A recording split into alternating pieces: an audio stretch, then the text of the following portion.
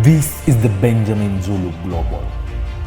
Welcome our viewers from all over the world to the home of the Heartmans. We're converging to learn together because when you know better, you can do better. And a better life is what we all want. Better work life, better family life, better personal life.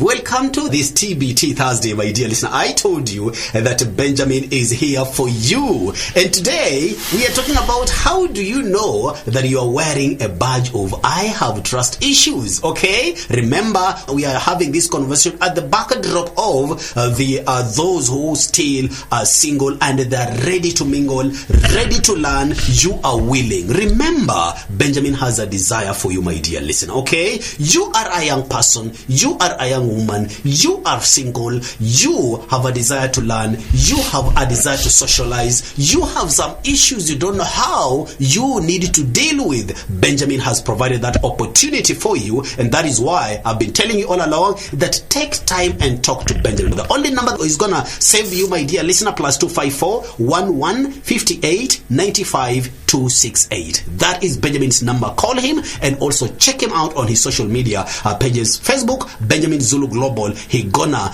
give you the guideline on how to go about it. But in the meantime, my dear listener, do you have trust issues? Brother Benjamin, how are you? I'm good. You're well? I'm good. Happy to see you. Happy to see you too. And I think in Kenya we should be more... I like it when we are able to offer value to the region. Thank you. In a wider scope. And I like the way off air you were telling me of the way Equity was able to do business. Yes. By giving charity, by giving value even during COVID. Yeah. And I like the way Kenyans were able to spread. Yeah. And I'm happy that a lot of Kenyans are excited. And more so men. I want to invite men that we stop dating by instinct. It was made to look like men are naturally hunters, and as they drift around, they'll find a good female and marry. They don't look like they need wisdom and knowledge. And I was almost quarreling one young man last night. Because he told me he grew up without parents, just helpers who are helping him. The situation was dire, but some organization educated him. But then he started now drifting from a relationship to another one, baby mama here, relationship there, entanglement there, and he's working. And I told him, the fact that you grew up without parents, what does common sense say? That you are trying to create family when you've never seen family. Right. You're trying to become a father when you've never been fathered. You're trying to create love when you've never seen love. You're trying to build order from disorder. You're trying to start something you've never seen. What should common sense tell you apart from your ego and being driven by sexual compulsions and urges? What does the fact money is very dangerous. It makes you think you can get any girl. True. But I asked him, be sincere with me. Are you happy? No, I'm not. You're haunted inside. Yes. You're restless inside. Yes. You're trying to find proof that you are man enough. Yes. By moving from this woman. But at the end of the day, you feel empty and guilty. Yes. All right. Men, and I've not stopped to repeat this, save yourself. Yeah. The moment you start earning money, go to the balm of Gilead. Go get treatment. Go to therapy. When you have psychological deficits of never having been modeled by another man, of never being guided, go compensate for it. Jeremiah 8 says, is there no balm in Gilead? Are there no physicians there? Why then is the wound of my people not healed? And then later on there, he says what is happening to us. If you don't seek treatment, you find yourself singing this 8:20. The harvest is past, the summer is ended, and we are not saved. Seasons will pass, and you're not changing. You're not moving. Some of the people we are trying to help to date now is because they know something is missing in their life. And they are negligent about it, and they are working. They are grown up now, and they send their money to everything, and their ego and the pride can't allow them to humble themselves and say, I think there's something I was not given. There's a programming I'm lacking. There's an understanding I'm lacking, and I have to acquire it and purchase it. If you're working and you don't invest in your own healing, you are your own curse now. Once you are 13, you can blame parents. Once you are 30, you can't blame parents. You are the parent of your own destiny now. If God was gracious enough to send helpers to hold you up, like Mephibosheth, he did not die in the war. Somebody carried him, but during the carrying, some injury happened. Some of us survived the war, but you left with injuries. Yeah. And then later on, another grace comes on what his father had planted. And Jonathan had this friend who is now a king. Jonathan is dead, but you are the son of the late friend to the king, and he wants to show you kindness. the way divine arranges you to be favored when you have not even invested in it. But by the time he's being brought there, we saw a difference between when you do not die or when you come back to life. Yeah. Mephibosheth did not die, but he never came back to life. True. He was alive physically, emotionally dead. When the king tried to show him kindness, he said, who am I, just a dead dog? Why are you even bothering about me? Self-esteem was crushed. Many people survived the chaos that surrounded their birth. Yeah. The mayhem that left them injured, but they never came back to life. If you survived fatherlessness, if you survived missing one parent, struggling, becoming a parent yourself when you were young, and now out of your earnings, your money is going outside every time. And then the first symptom of abandonment issues is having trust issues. And that's what we're discussing today. Many people cannot trust because the first caregivers abandoned them. Yeah. They were introduced to rejection before they even knew the world. They are not able to wrap their head around Bramwell's staying. Yeah. So if any Bramwell says sincerely, I want to be alive with you, I love you, I think, he says, surely, no. She can't wrap her head around Bramwell's staying. There are men who, they have urges, and I had that problem myself. Okay. The reason I speak with passion, because I was born, the poverty of money is only one part of poverty. There's another poverty of love. Yeah. It's another poverty of love. Wow. The financial despondency shouts. You see tattered houses, shanties, no food. The crisis is very loud. So the lack of money is loud, and it attracts financial aid from NGOs, from helpers, and hunger is very emotional. Hunger for physical food has been trumpeted until those who need food are being, really, there's attention. But those who need love, those who need role modeling to be men, to be mothers, to be wives, those who need somebody to stay through and validate them, those who need somebody to tell them you matter. I'm proud to be your parent. I'm happy to show you to the world. I can't wait to show the world what you're made of. I am so glad. Those who are waiting for that, those who are looking, the children who are hungry for that, nobody identified that poverty. So they managed to fight their way out of the financial despondency, but they are still poor. Poverty, lacking in the infrastructure of love. Love is an energy that needs an infrastructure. The first infrastructure is ability to believe what you don't know. Ability to believe what you don't know. Yes. Wow. To sit at peace without knowing what really I'm up to, and to believe I'm not harming you. Yeah. Remember, poverty brings fear. Abandonment brings fear. Fear that what if? Trust issues is all about what if. So many people have learned to say I have trust issues as if it was something honorable, as if it was a virtue, as if it was a characteristic. Me, I'm like that. Yet that is a crippling disability, something you're supposed to be ashamed of and to hurry up and treat. When you have a smelly wound, you don't show it to everyone. This is my wound. You try to cure it. You deal with it. In fact, you stay indoors until it is presentable, and people tell you sorry when they see you limping. Having trust issues is limping. Stop bragging with limping. It means you can't run, you can't carry weight, you can't move well emotionally. So why do we call them issues? Issue is a problem. I have trust problems. Please don't sanitize bad things. Check your language so that you don't normalize disorder. Trust issues means trust problems. To trust means to bond. So I have bonding problems.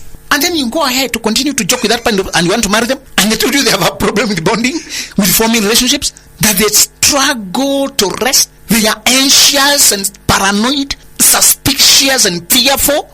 Police following you around. They already warned you, but you in your love euphoria, we are in love, I will change you. Love euphoria. Love is euphoric. We don't want to let go of that good feeling that I have fallen in love. This uncontrollable thing has come upon me. Fallen. Please don't fall in love. Walk into love. So that you can choose your steps. Okay? When you feel attracted, love has levels. That infatuation, that chemistry, that click is only an invitation to treat, to consider whether this is a safe place. I wrote an article earlier today. I told people sometimes you interact with a new person and suddenly you feel like they are very familiar. Like you have known, I feel like I've known you for so long. Where have you been all my life? Oh my God. You feel so familiar.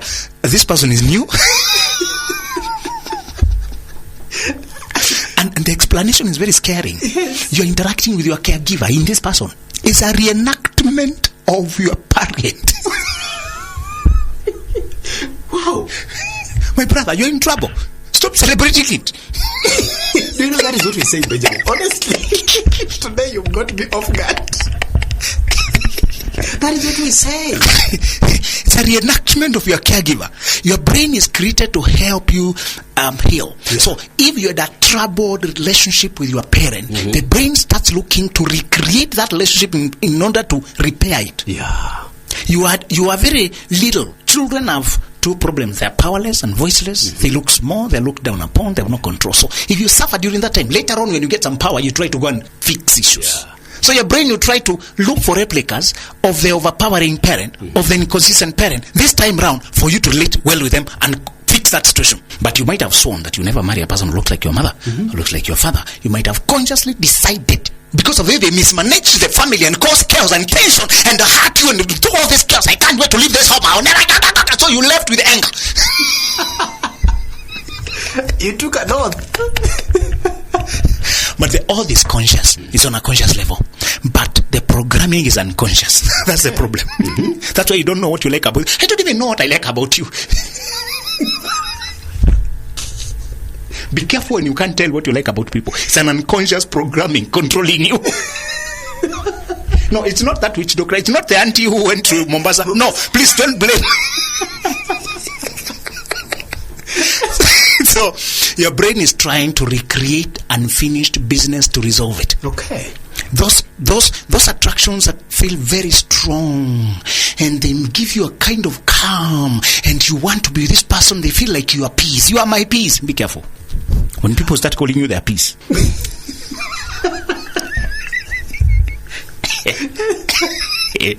Your parent needed to be your peace, and when they were not your peace, you start looking for another parent figure to be your peace. So the solution to these attractions that you can't explain come from unresolved parental issues. You're supposed to go to counseling and make peace with the unfinished business, the bitterness you have, the way your father walked out on you, the anger you feel how your mom projected the issues he had with his dad on you, the way they were cold, the way they were inconsistent, the way you had to walk on eggshells, the way you were overworked, the way you were looked down upon, compared unfavorably, the way you were predicted and called bad things. Some parents use the word stupid on their children. I don't know why they do it, but their parents will use the word stupid on their children. Mujinga wewe. So imagine if you're called Mujinga wewe on average twice a week, and we have 52 weeks. How many times have you heard you are stupid in that year only? In that year only. How many times have you heard it? And let's say it happened for 10 years or 12 years until you went to secondary school, perhaps. So for 10 years, hearing 100 times every year that you're stupid. Hey. It becomes part of I've given you a small number of twice a week. Yes. Usually it's daily. Exactly. But I'm imagining twice a week. For 52 weeks. It doesn't sound alarming. Yeah. Doesn't sound traumatic. You're stupid. Doesn't sound alarming. But do you know there's a method of torture in prisons where they put you under a drop of water, just a drop, and they tie you there to drop on your head. Ta, ta, ta. Eventually it becomes torturous. You get hallucinations. You get psychology. You're losing your head over a drop of water that has no force. Wow. Be careful. Psychological damage is not always loud. Yeah. It's not always loud. You could have had a drop of you're stupid. Yeah. You're stupid. You're stupid. And that became your self-talk. Yeah. Be careful as who are parents. The way you talk to their children becomes the way they talk to themselves. True. Yeah. If you don't want them telling themselves they are stupid, stop calling them stupid. Stupid. Yeah. Again, you decided to get this child. They did not decide to get you. Can we go to the drawing board? Who came up with the idea?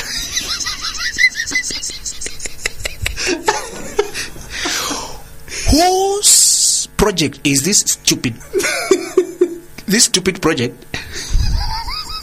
Of course it came from somewhere. So the stupid project came from you. It did not choose you, you chose it. So who really is stupid? Who chose? You can't call your child anything. You'll be calling yourself that thing. Exactly. Because you chose them, they did not choose you.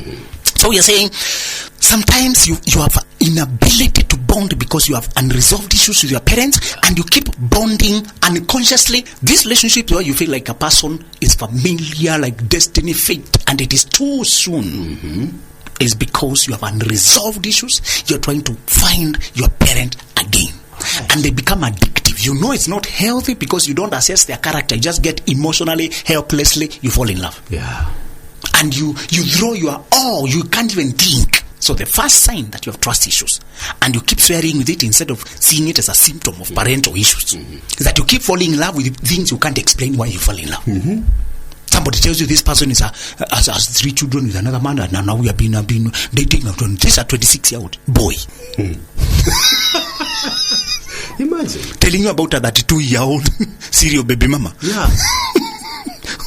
Who is unstable. That is what is happening. And they describe it saying, we felt a click the first time we talked. What they are calling a click is that unconscious recreation of their mother figure. Yeah. The mother figure was domineering. Now, there's another dynamic you need to understand there. Sometimes this person has nothing that resembles your parent. Why? Because you're remembering the bad side of your parent. But they are showing the good side of your parent. Yeah. Let me repeat that. Yeah. Sometimes you can't see anything of your parent on that person because you are remembering your parent's bad side and interacting with this person's good sides. Yeah. These are two coins, two sides of the same coin. Yes. You're comparing the bad and the good. They look different, but both bad are the same. After a while, people tell you, I came to realize this person was a striking resemblance of my parent. Yeah. But I realized later on, when we had stayed, it's because although your parent was domineering, they also looked decisive. And they looked, they did not bargain. So you see that as firmness. It's control, but because you've never healed, you despise psychological healing. I was telling that young man, you continue to insult your psychological well-being, you continue to pay the price. Yeah.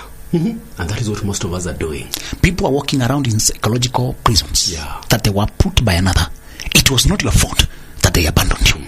It was not your fault that you educated yourself, fought your way to this Nairobi. That you still have scars. Some people are still smoking from the fire they're coming from.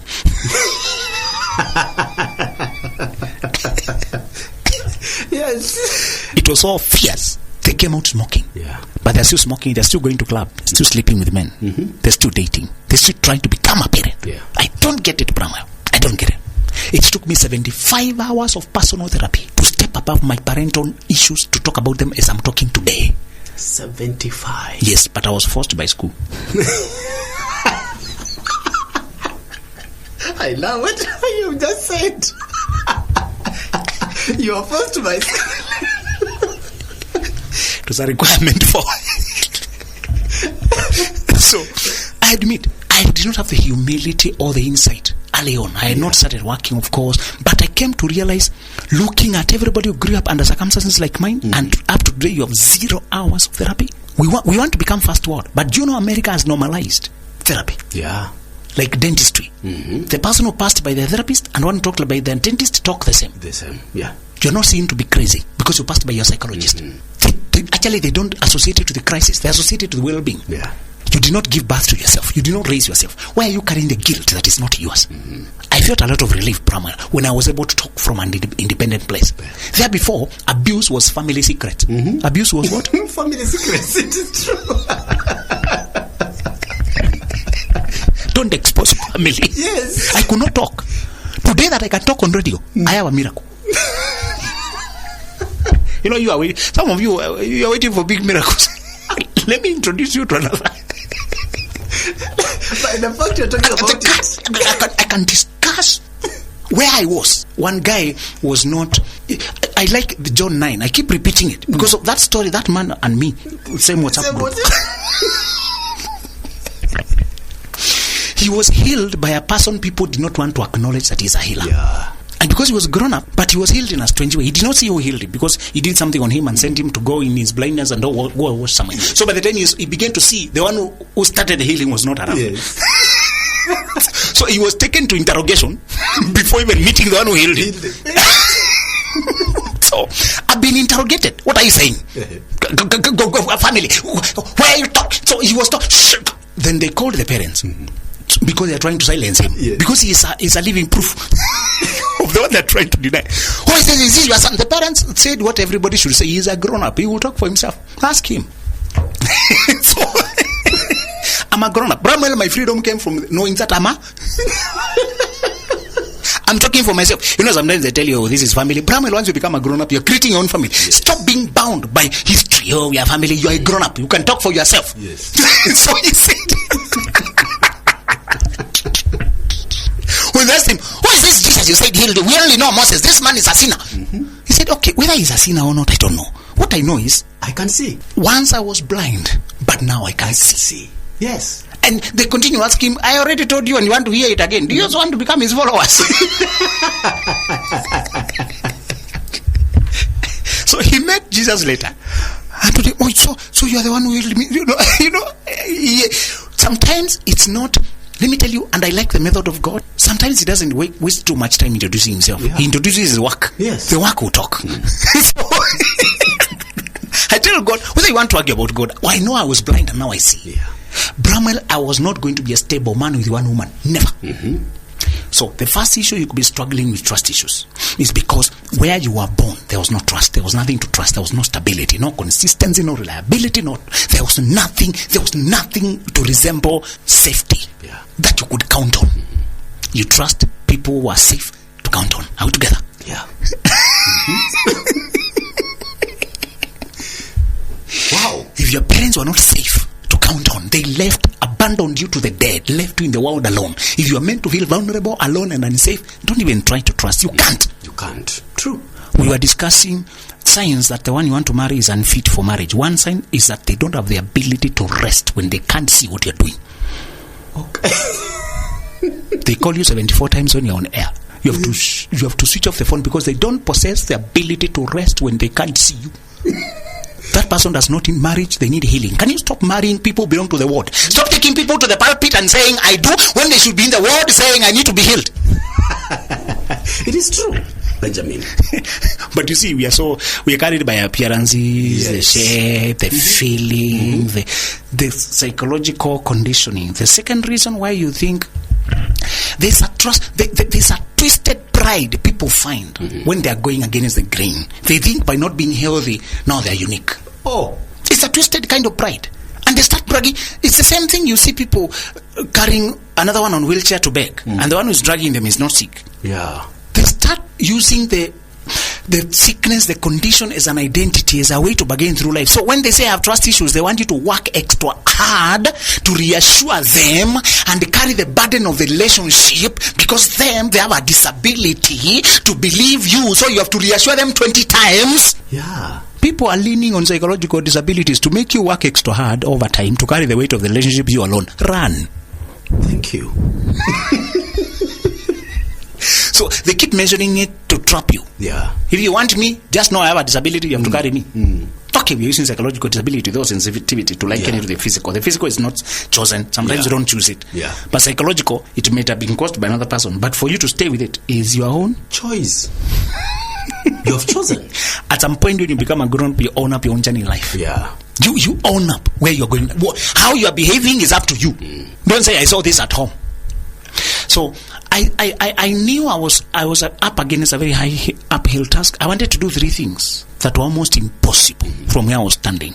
I wanted to be faithful to a woman when I had never seen one man being faithful. Remember, you can see things on TV, but what you experience is what gets lodged in your nervous system.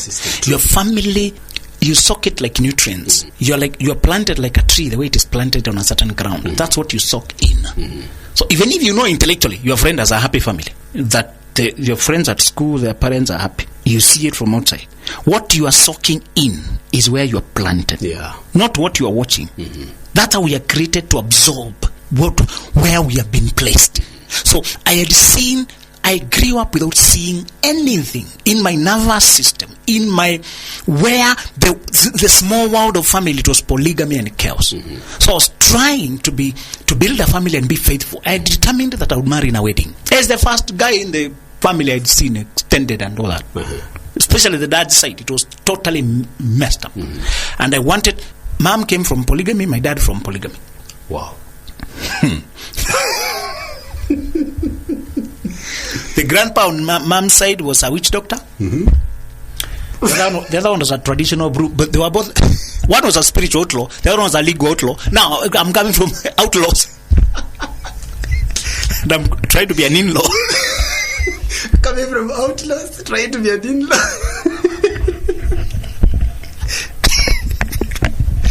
So I inherited disorder and I was trying to create order. Yeah.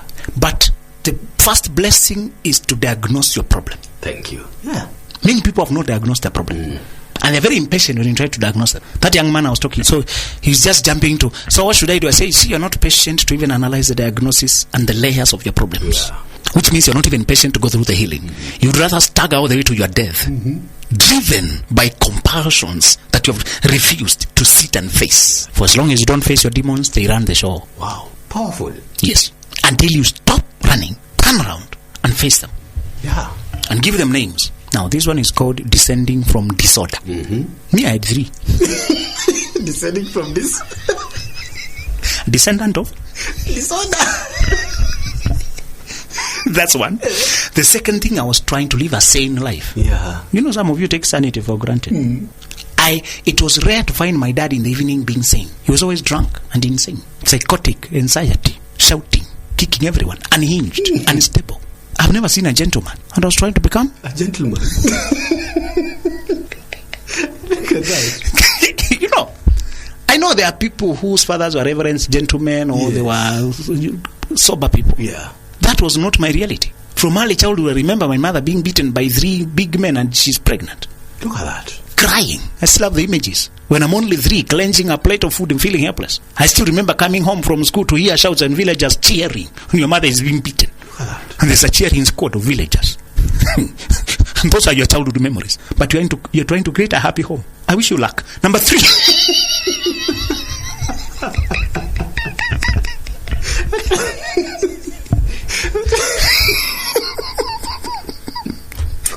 Now, with that kind of heritage, just try to picture. With that kind of heritage. Number 3, I was trying to have money. To have what? Money. I'd never seen money. It was coming like birds, landing and taking off. That's the problem with money that comes from drugs and illicit things and illegal things. It doesn't stay. When our Lord said you shall have fruit and your fruit shall remain, I did not know he was referring to another kind of fruit that does not remain. It lands and takes off. No sooner did the drunkards, the Walevi, bring the money, the police came for it. So you are just a holding. Brother, it's very unfair. You see the money in your eyes, but you don't eat it. Yes. You know, one guy was told by the prophet, you know, you don't believe what I'm saying. You will see the food, but you don't eat.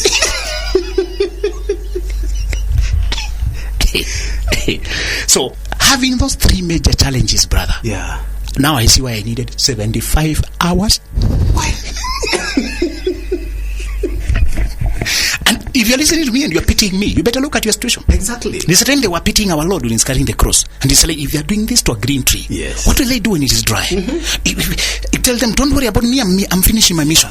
And when he was talking to the road to Emmaus, the 2 guys told them, ought not Christ to have suffered these things and to enter into his glory? And somehow I borrowed that verse.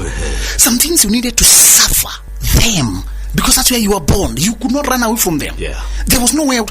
Brahman, sometimes the way out of your family chaos is through it. Yeah. Just keep moving. Stop stopping. Keep moving. Start learning, getting better. And if you know there was a defect in your family, stop saying, oh, we move, it's in the past. If your past is still painful, it is not past, it is present. Yeah. Let's repeat this. If your past is still painful, it's not past, it is present. If your injury that is still hurting your knee, ilitendeka 5 years ago, shall we tell you, forget it, it's in the past. If it is aching you now, it is still present. You can't call it, oh, it's in my past. Okay, I injured my neck, but you know, that was back then. You know, it doesn't matter. If it's not healed, it is still present. Stop saying, that time we were children. Yeah, that time some of the parents are already dead. Like my father is already left this world. But the reality is, he put you in.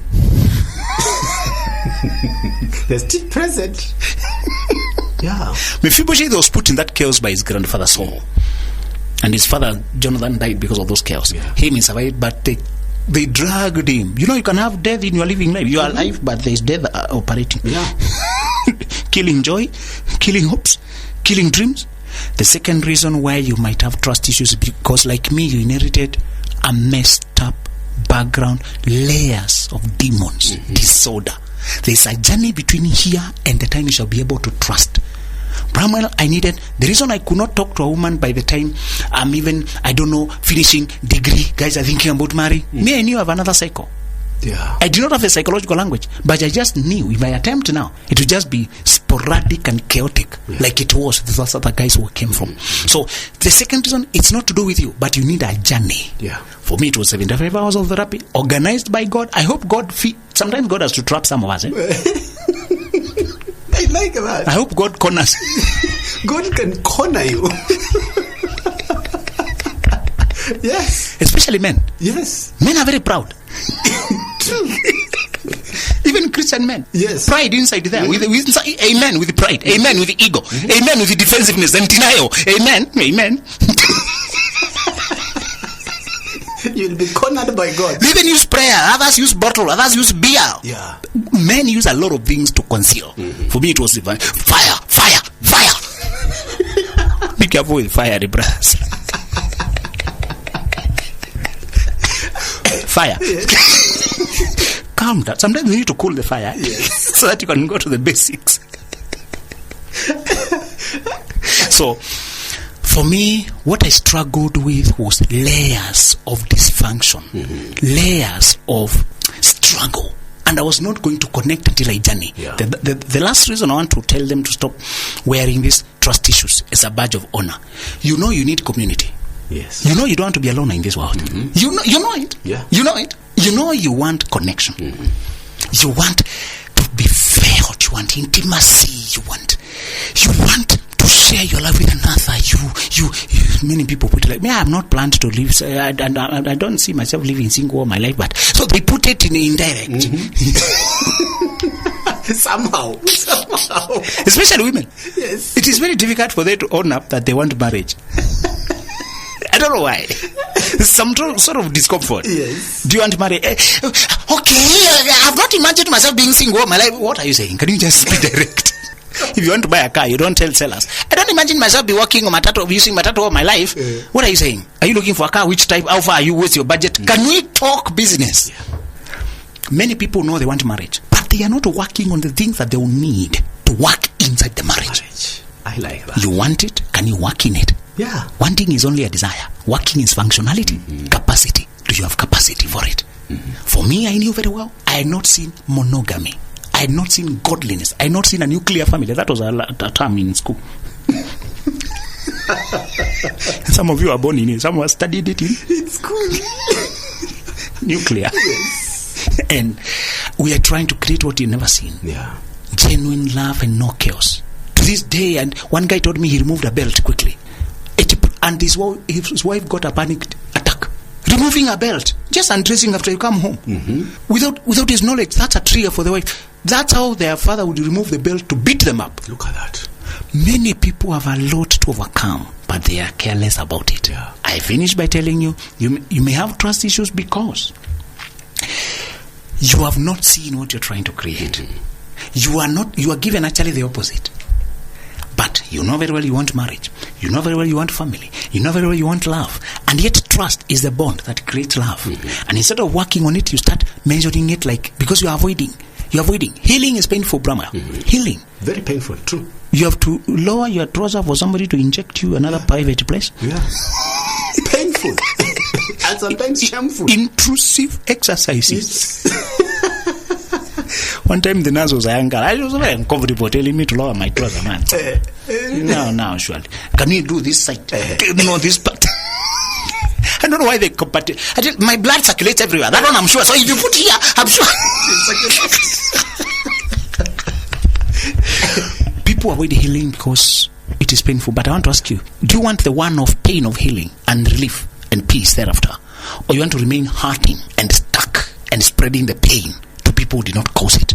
People are becoming fathers when they have never been fathered, and when they have never gone to psychology to compensate how you compensate for the lack of a father is to learn safety, because fathers provide safety and he did not provide. So you learn it, that now you're safe. You can get money for yourself, you can pay your way. You learn your identity. Fathers provide identity. You learn that you are anchored. You have a belonging. You are strong. You learn things that pillars of your identity. You learn, I am primal. I am competent. When God introduced himself, because he's the model man, you introduce yourself like the way he introduced himself. I am the Lord God, giving kindness to the thousands. So when you say I am who, you give your traits, your most important traits in that context. So I am primal, I'm a confident man, I'm generous, I work for myself, and I tell the truth, I value honesty, and I value competence, I love excellence. I am primal. You are a collection of traits that matter most to you. All right. To get your identity that your father did not give you, because your father should have given you the traits to live by. Tell you, my son, always value truth. That's what I want you to give your son. Tell, always be true. Be true as a man. That's what defines you. So keep your word.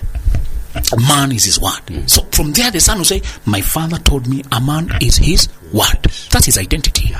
His father told him, a man provides for his family, a man protects, a man is kind to women, a man prays to God, a man honors God, a man lives his purpose, a man is clean, a man keeps his room neat.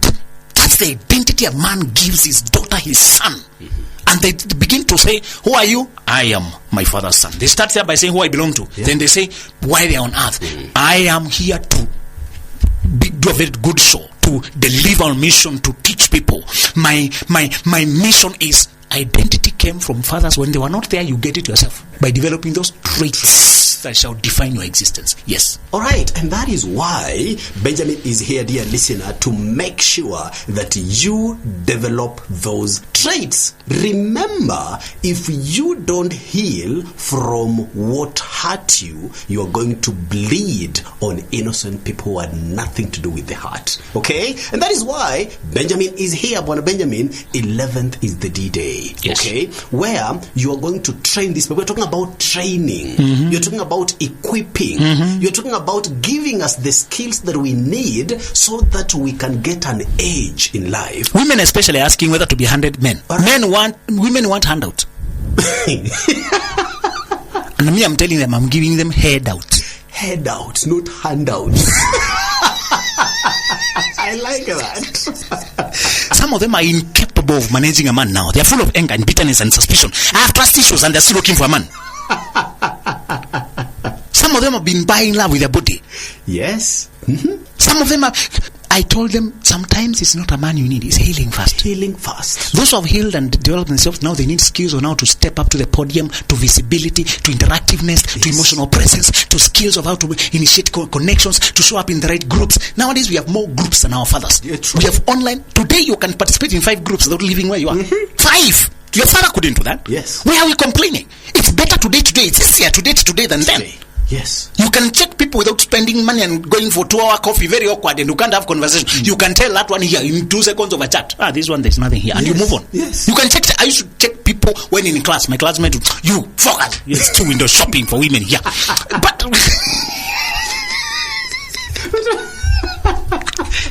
you are busy window shopping. when the time comes for your shopping, you occupy it with your mind. Yeah. Even as you drive, when you're looking for something, you keep peeping through the window, through the window. Yes. It's the season for it. There's a time and a season for every matter under the sun. The day on Saturday, today is Thursday. Yeah. If you're hearing me, make a point and come. Yeah. Book the ticket. It's Utalii Hotel. Get all my social medias, Benjamin Zulu Global. Anywhere. Let's talk. I want to show you how to find a man in your own world, a woman in your own world. I like that. In your own world. Yes. I would rather I show you how to get him and you get him so that you feel proud. Yes. How to get that woman. For men, we assume we know because we have strong sexual feelings. We assume that we know. Like Men, let's stop assuming. Yes. Women can pretend in front of you. Bramwell, I can give you a psychological experiment. I bring 2 ladies here. I look for one who hates you. And one who likes you. And you go for coffee and I tell you at the end of the coffee, tell me which one genuinely likes you, which one hates you. Because they smile, they're this nice, you can't tell. Yeah. Brothers, stop over-trusting your stuff. Yeah. Women can pretend because they can see you have a future and they wanted to ride the vehicle to greener pasture. Yeah. To a soft life. Yes. One guy saw inside the text of his wife when she's telling her girlfriend, the men of this home are useless. We just endure them because of the money. He we saw a confession inside his wife's phone telling his sister, you know, hawa ni bure hivi tunakaa tu hapa juu ya pesa. Look at that. And if she had not confessed, he couldn't tell. Yes. Brothers, stop trusting yourself too much. Come, I give you how to discern women. Yeah. Me, I can give you just 3 keys. 3 cues. 3 cues. Look at that. And you pick them because they are unconscious. The only way you can read women is to target their unconscious side. Okay. Are we together? Thank you. The front side is too stage managed. Yeah. Always look behind. And one direct one is what people are commenting about her. The ones she has not been trying to impress. What they are saying, that's the truth. Okay. The other thing is her own mother. Pick the body language. The moment her mother learns you want to marry her, pick that body language. You are going to deal with that demon the rest of your life. Wow. What if she's too eager? She's trying to get rid of her problem.